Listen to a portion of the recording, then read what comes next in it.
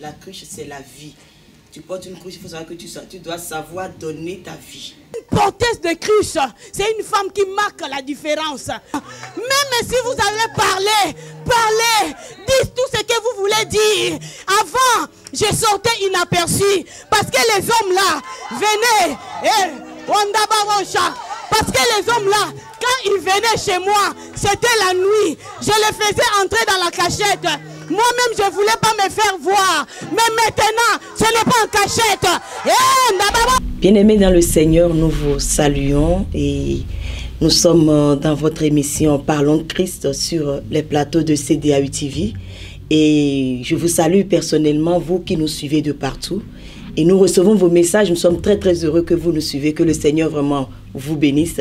Aujourd'hui, nous sommes à nouveau là pour parler, pour votre édification. Et rassurez-vous, je ne suis pas seule. Aujourd'hui, je suis avec une servante de Dieu de taille, une servante de Dieu de feu, une maman qui nous est venue de l'Italie, une dame que je respecte beaucoup et j'honore beaucoup, une dame qui m'inspire beaucoup par tout ce qu'elle fait, par ses prédications, surtout quand son mari prêche, je suis là, je l'observe. Aujourd'hui, j'ai la grâce de la recevoir pour vous et c'est avec elle que je vais partager cette émission. C'est avec elle que je vais partager la parole. Elle vient de l'Italie, c'est Madame l'apôtre William Kende, pasteur Marie Kende. C'est avec elle que nous avons eu 2 jours de gloire avec dans notre convention, la femme porteuse de la cruche. Shalom maman. Shalom.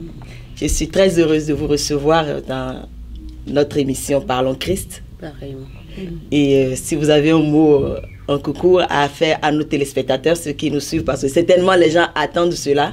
Ils vous ont vu dans nos affiches, ils savent que vous allez être à l'église, donc dites-leur un mot. Oui, soyez bénis. Je vous dis vraiment shalom, que le Seigneur vous bénisse. Vous qui suivez les émissions de CDAI. Parlons Christ. Et aujourd'hui, nous avons encore l'occasion d'être là aussi pour parler de ce Jésus. Et que le Seigneur vous bénisse, vous qui suivez. Et je pense que vous aurez encore un plus. Amen, amen. C'est que nous allons partager en ce lieu, en ce moment. Que Dieu vous bénisse. Amen. Donc, bien aimé, comme je le dis, la servante de Dieu vient de le confirmer, vous aurez encore un plus. Parce que dans sa bouche, il ne manque jamais la parole. Rappelez-vous, c'est l'épouse du baobab, l'homme que j'appelle le bulldozer de la parole de Dieu. L'homme qui nous décortique la parole de Dieu en tranches. Je parle bien de son épouse, je suis avec elle. Et elle va nous faire donner juste son impression. Elle a fait 2 jours avec le pasteur Charles de Rego de La Providence que nous saluons. Nous lui faisons un coucou, nous l'aimons beaucoup. On est vraiment bénis par son passage ici à l'église. Donc, servante de Dieu, maman, vous allez nous donner vos impressions par rapport à cette conférence. Gloire à Jésus, je bénis le Seigneur parce que cette convention a été organisée. Bon, nous étions des invités et des oratrices, mais je vous dis que j'étais la première à bénéficier. Amen. À bénéficier de cette convention et j'ai eu beaucoup, même ce qui est sorti de ma bouche propre et surtout de la bouche de la servante de Dieu et Charlie. Vraiment, nous étions bénis. Et je vis le peuple de Dieu, comment les femmes étaient motivées et comment ils étaient réceptifs à la parole de Dieu. Je crois que Dieu a fait des grandes choses. Amen. Et quand la parole est déposée, elle finit par produire des fruits. Alléluia. Amen, amen. Donc voilà, bien aimés, nous avons eu 2 jours de convention des femmes sur le thème intitulé « La femme porteuse de la cruche ». Et ces 2 jours de gloire, nous les avons passés en présence de 2 grandes servantes de Dieu, 2 grandes dames de taille de l'Éternel, qui ont vraiment béni le peuple de Dieu. Et Dieu les a utilisés puissamment, je dis bien puissamment, pour l'édification de son peuple. Donc vous qui n'avez pas eu l'occasion d'être là sur place, je vais demander à la servante de Dieu de nous dire en 2 mots ce que c'est qu'une cruche. Parce que c'était le thème que vous avez partagé avec le peuple. Amen. Gloire à Dieu. J'ai beaucoup aimé les thèmes. Amen. C'est parmi des rares thèmes, mais c'était vraiment une bénédiction. Nous avons essayé un peu de parler de la cruche et nous avons dit que En français, nous savons que la cruche, c'est un jarre, c'est un vase. On a traduit cela, mais on est allé traduire cela aussi en hébreu. Donc, la cruche, en hébreu, ça s'est traduit par ked ou kedar. Kedar. Donc, kedar qui dérive des mots El Shaddai. El Shaddai, donc El qui veut dire Dieu et Shaddai qui veut dire assez. Assez des bénédictions, assez de l'abondance, assez. Donc Dieu, c'est le Dieu de tout assez, Dieu de l'abondance, de toute bénédiction. Et assez là, ça veut dire aussi assez de tes souffrances. Quand Dieu vient chez toi, il dit assez. Il te trouve dans la situation où tu vivais, tu étais fatigué. Il dit assez, c'est assez, ta vie doit changer. C'est ce Dieu-là, El Shaddai, qui change les vies. C'est comme ça que nous avons traduit la cruche qui veut dire Kedar. Donc, El Shaddai, le Dieu de l'abondance, le Dieu d'assez. Alléluia, alléluia. Donc, bien aimé, voilà, comme je le disais, c'était le thème de la convention. Donc, quand on entend parler de cruche en même temps, on pense tout de suite à un arrosoir ou à une bouteille, je ne sais pas, qu'il faut mettre sur l'épaule, autant de trucs, autant chez les Hébreux, et aussi en Afrique, il faut mettre sur la tête. Mais voilà l'explication qui est donnée. Donc, cruche est plus profond que ce que nous imaginons, c'est plus profond que ce que nous pensons. Amen. Maintenant, maman, je veux que vous nous expliquiez un peu comment une femme, là, par rapport à l'explication que vous avez donnée, la cruche, c'est El Shaddai. Maintenant, comment est-ce qu'aujourd'hui on peut comparer cela à notre vie? El Shaddai, assez d'abondance. Il faut toujours vivre dans l'abondance quand on parle de cruche, où il y a aussi... Bon, et comme nous avons expliqué aussi le vendredi, et nous avons vu la cruche de Rebecca. C'était une cruche d'abondance. Amen. Une cruche d'abondance, et avec sa cruche, Rebecca a pu entrer dans sa bénédiction. C'est avec sa cruche qu'elle a servi le maître qui était envoyé avec ses chameaux. Rebecca, sans sa cruche, il ne pouvait pas donner à boire ni au maître ni aux chameaux. Mais avec sa cruche, qui était la cruche d'abondance, il a pu donner à boire au maître et à tous les chameaux. Imaginons un peu combien de litres un chameau peut boire. Un chameau assoiffé prend plus de 90 litres. Wow. Et le maître, il était sorti avec 10 chameaux, et lui-même encore. Mais Rebecca, avec sa cruche, elle a pu servir, parce qu'une femme qui porte la cruche, c'est une femme qui sert les autres. C'est une femme qui sert les autres, c'est une femme qui est au service. Donc Rebecca, sans sa cruche, sans le service, elle ne pouvait pas entrer dans sa bénédiction. Donc avec la cruche qu'elle avait, elle est entrée en action, elle est entrée dans le service en servant tous les chameaux et leurs maîtres. Parce que je crois qu'elle allait et courait, elle rentrait dans la pluie, et puisait de l'eau et venait. Donc elle a fait beaucoup de tours. Beaucoup de sacrifices, voilà. Quelqu'un peut se fatiguer, mais elle n'était pas fatiguée parce qu'elle avait une cruche d'abondance. Donc c'est comme ça qu'elle a pu donner à boire à tous ces chameaux et à leurs maîtres. Amen. Donc c'était une cruche d'abondance. Alléluia. Donc voilà, bien aimé, quand on parle de cruche, assez, Rebecca en avait assez, elle était dans l'abondance, et c'est par son abondance qu'elle a pu nous donner à boire à tous ces chameaux, et aussi au maître, enfin celui qui accompagnait les chameaux. Et la servante de Dieu vient de confirmer que porter sa cruche, c'est aussi l'humilité. L'humilité, ouais. C'est le service des autres. Le service, ouais. On a parlé de tout ça, c'est les services, et c'est une femme aussi qui donne la vie. Parce que Rebecca, elle a donné la vie au maître et au chameau, parce que sans boire, tu peux mourir. Tu peux faire beaucoup de jours sans manger, mais si tu fais beaucoup de jours sans boire, il y a un problème. Il y a un problème. Donc, c'est comme ça que nous avons dit aux femmes, nous sommes des porteuses de cruches de l'abondance, des cruches qui donnent la vie. Donc, nous devons servir les autres. Nous devons être des femmes qui savent s'humilier, parce qu'avec la cruche de Rebecca, elle devait s'humilier pour servir, parce qu'elle avait sa cruche sur ses épaules, mais pour servir, elle devait s'abaisser. Donc, nous, en tant que les enfants de Dieu, nous devons nous abaisser. nous abaisser, même si tu connais, même si tu as l'intelligence, la sagesse, mais tu dois toujours savoir t'abaisser. La Bible dit l'humilité précède la gloire. Quand tu t'abaisses, c'est alors que Dieu va t'élever. Amen, amen. Donc quand tu t'abaisses, c'est alors que Dieu va t'élever. Si nous pensons toujours que la cruche est juste quelque chose qu'il faut porter, la cruche est bien plus que ce qu'il faut porter. La cruche, c'est la vie. Tu portes une cruche, il faut savoir que tu dois savoir donner ta vie. Et si nous allons prendre l'exemple de la femme, parce que quand on parle de cruche, en même temps, nous avons tous l'idée sur la femme samaritaine. Okay. Elle, par contre, elle n'a pas donné à boire. Comment vous pouvez expliquer ça un peu? Bon, c'est comme nous venons de traduire cela. Donc, la cruche qui veut dire Keda, qui vient du mot El Shaddai. Nous avons dit El Shaddai, c'est assez. Assez, Dieu d'assez. Assez d'abondance et assez de tes souffrances. Amen. Donc la cruche de la Samaritaine, c'était assez de souffrances. Parce qu'elle était une femme qui avait beaucoup de problèmes dans sa vie. Elle cherchait quelque chose que même les hommes qu'elle avait dans sa vie ne pouvaient pas lui donner. Donc cette femme, elle était toujours dans la recherche. Elle était dans la recherche et c'est alors que les jours qu'elle a raconté le Seigneur, elle a pu déposer sa cruche. Parce qu'elle a trouvé maintenant l'homme qu'il lui fallait dans sa vie. Elle a trouvé le monsieur qu'il cherchait. Elle a trouvé la chose qui devait combler sa vie. Elle a trouvé cette eau de vie qu'il cherchait parce qu'il avait besoin de quelque chose.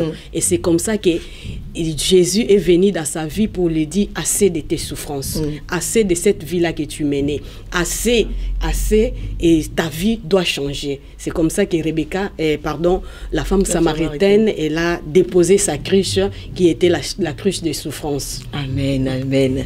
Donc, si tu peux, dans la vie, tu peux porter une cruche de souffrance comme tu peux porter une cruche d'abondance. Dans l'un ou dans d'autres cas, ou dans l'autre cas, il faut savoir s'humilier pour pouvoir changer la mauvaise cruche en la bonne cruche. Amen. Et si tu as la bonne cruche, savoir partager aussi, savoir donner. Amen, amen. Nous sommes vraiment bénis par votre présence, maman. Amen, amen. Et je voulais, vous avez partagé aussi avec nous aujourd'hui que sur le thème de Jean-Baptiste, la naissance de Jean-Baptiste. Beaucoup de révélations par rapport à cette naissance. Et vous pouvez nous résumer un tout petit peu, surtout la partie où vous nous disiez que nous avons Jean dans notre main, mais que Jésus est derrière. Jésus arrive. Ceux qui n'étaient pas là, en tout cas, vous avez manqué une grande prédication, vous avez manqué une grande bénédiction. Mais comme nous sommes là, nous allons bénéficier un peu de la grâce qui est sur la servante de Dieu pour vous expliquer un tout petit peu. Gloire à Jésus.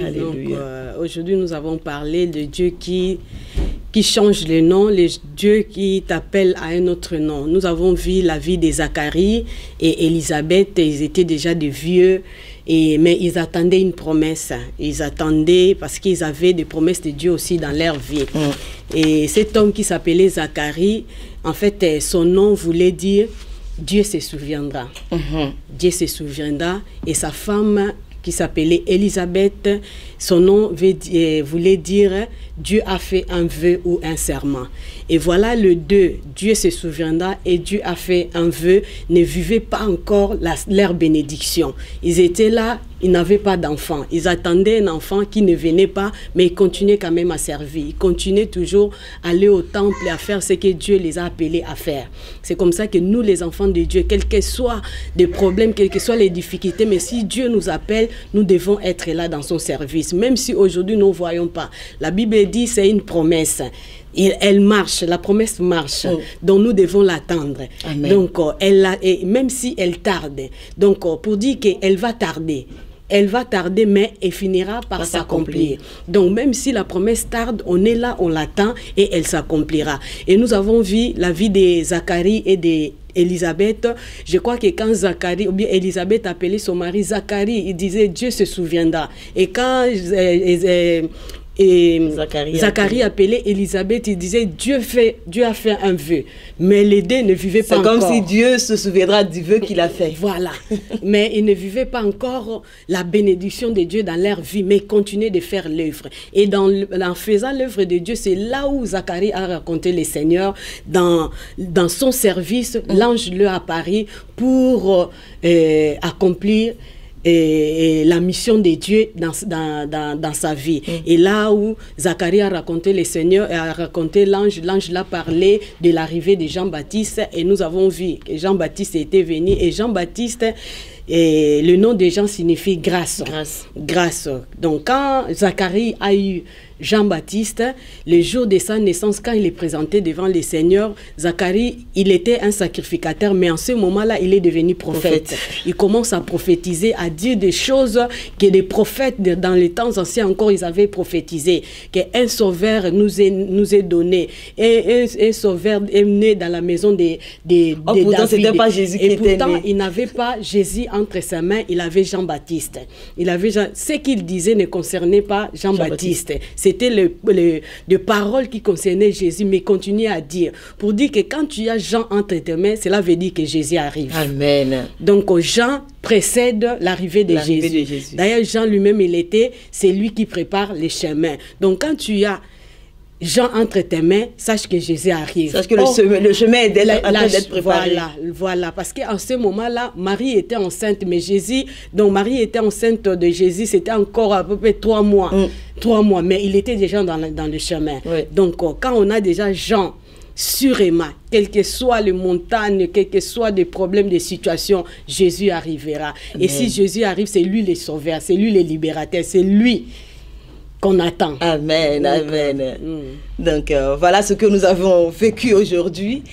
Quand tu as Jean dans ta main, Jean qui veut dire grâce, quand tu l'as dans ta main, il faut savoir que c'est un chemin qui est en train d'être tracé pour l'arrivée de Jésus. Parce que c'est pas croyable que Zacharie, qui était quand même un sacrificateur, juste après la naissance de Jean-Baptiste, devient un prophète, en train de prophétiser. Oh, pourtant, ce n'était pas Jésus qui était dans sa main, c'était Jean-Baptiste qui était dans sa main. Voilà les paroles poignantes que nous avons reçues aujourd'hui avec la servante de Dieu. On a été vraiment bénis. Et la servante, comme je dis, elle vient de l'Italie. Donc, elle va nous parler un peu. Come va in Italia? Oh, benissimo. Tutto a posto lì. E che la chiesa in Italia, come si chiama, come vanno le cose? La chiesa si chiama Albero di Vita.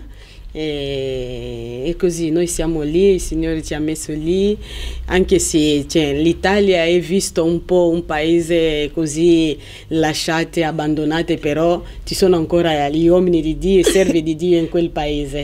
Siamo lì, noi continuiamo a fare l'opera di Dio in quel paese. Oh, siamo contenti che ancora ci sono delle persone che amano il Signore, che lavorano veramente per mandare avanti il lavoro di Dio come voi. Amen. E potete dare l'indirizzo della chiesa lì in Italia alle persone che... Allora, la chiesa si trova via Sansovino numero 247, pardon, 243/27, via Sansovino, è vicino allo stadio della Juventus. Ok, no, vicino proprio allo stadio.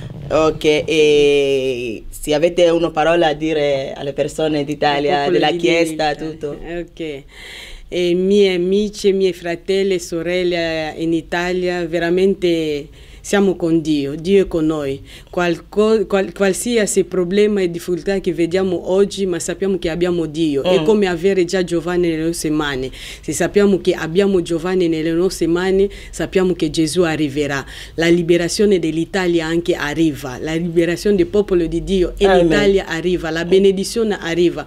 Qualsiasi le difficoltà e i problemi, non molliamo. Non molliamo. Ecco. Non abbandoniamo, che il Signore è con noi. Mai. Anche se andiamo piano piano ci arriveremo sicuro. Piano arriveremo. Anzi, in italiano si dice chi va piano va sano. Va sano, ecco. Donc je vous traduis ce qu'elle a dit. Pour vous qui nous suivez, elle a fait un coucou à son église en Italie en donnant l'adresse que je ne peux pas donner là. Parce que c'est pour ceux qui sont en Italie. Et puis elle a salué tous les membres de son église, que l'Italie est un pays très très difficile, mais avec la présence des enfants de Dieu là-bas, qu'elle a l'assurance que ça va aller de l'avant. C'est ça, c'est ce qu'elle a dit en gros. Amen. Donc maman, si vous avez un mot à dire, vous êtes venu à l'église ici, CDAU, c'est pas votre première fois. Et si vous avez un mot à dire aux membres de l'église qui nous suivent, ceux qui ont assisté à la convention, à la prédication aujourd'hui, si vous avez un mot à leur dire. Gloire à Jésus. Vraiment, je voulais dire aux membres de cette église, tout d'abord, vous êtes bénis. Amen. Vous êtes bénis, vous avez un bon papa, une bonne maman. Vous êtes dans une église vraiment bénie. Et si Dieu vous a établi dans cette église, ce n'est pas en vain. C'est pas en vain. On choisit souvent les amis, les femmes, les compagnes de chaque jour, mais on ne choisit pas son père, on ne choisit pas sa mère. C'est Dieu qui nous oblige. Donc si Dieu t'a donné comme père, Pasteur Serge, et comme mère, maman, merveille, Dieu sait pourquoi il vous a donné. Amen. Soyez attachés à l'homme de Dieu et surtout à la parole de Dieu qui est prononcée sur ta vie dans cette église. Et moi, je crois, c'est ça que je dis pendant les cultes, cette église est dans une étape encore... le commencement, je dirais, parce que des choses que Dieu va faire dans cette église, ça sera tellement grand. Amen. Que vous serez vous-même, vous serez dans l'étonnement de ce que Dieu va commencer à faire dans vos vies, Amen. Dans votre église. C'est pour cela, ne sois pas de ceux-là qui vont venir après pour flatter, non. Sois déjà le bénéficiaire de cette bénédiction maintenant.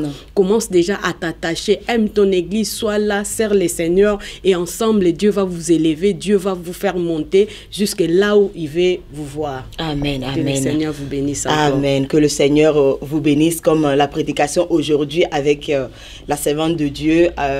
Zacharie était dans le temple, il était à son lieu de sacrifice quand le Seigneur a apparu. Donc on ne sait jamais là où le Seigneur va nous surprendre avec la bénédiction. Donc chacun soit à son poste. Amen. Et voilà, c'est sur cette émission, c'est sur cette parole que je vais clôturer cette émission. Et je vais laisser la parole à maman si elle a un dernier mot à dire à ceux qui nous suivent. Gloire à Jésus. Et je bénis le Seigneur. Je sais que vous étiez là en nombreux. Si à moins tout ce que nous avons dit, tu n'as pas trop saisi à moins cette parole, la traduction de la cruche, sache que dans ta vie, tu as El Shaddai. Amen. El Shaddai, il est le Dieu de toute abondance, le Dieu qui fait toutes choses. Et même si tu as des difficultés, tu as tant de problèmes, il est le Dieu d'assez. Il vient dans ta vie, il te dit assez, assez, assez de tes problèmes, assez de ta maladie, assez de souffrances, assez, parce que lui-même, il vient mettre fin à ta souffrance, il vient mettre fin à tes soucis. C'est El Shaddai. Amen, amen. Donc, c'est El Shaddai, le Dieu d'assez. Tu peux en avoir assez de tes problèmes, il est El Shaddai, amen. Le Dieu qui transforme l'impossible en ce qui est possible. Et c'est sur cela que je vais clôturer cette émission. Nous vous saluons, nous vous remercions de nous avoir suivis et que le Seigneur vous bénisse. Amen. Shalom, shalom. Shalom.